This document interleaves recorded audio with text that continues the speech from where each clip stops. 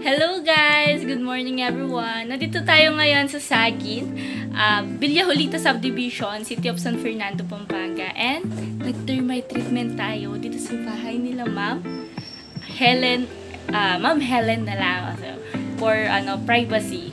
Yan. Tanungin natin si Ma'am, ano masasabi niya sa ating termite treatment for today. Hello mga kalagulago, yung mga followers ko po. Baka gusto nyo rin po. Yes. Message po kayo direct sa akin. Napakabait po ni Miss Ayat at saka yung mga kasama niya. Madali lang po silang tumabaw. Mura pa. Kaya-kaya nyo po. Satisfied po ako. Kasi hindi na pala sakop na lupa ko. In-spray po nilang buo. Pasensya na kayo sa akin. Hindi pa nakaligo ang inyong lolang kalagulago. Wow, ang galing ni Ma'am. Vlogger talaga.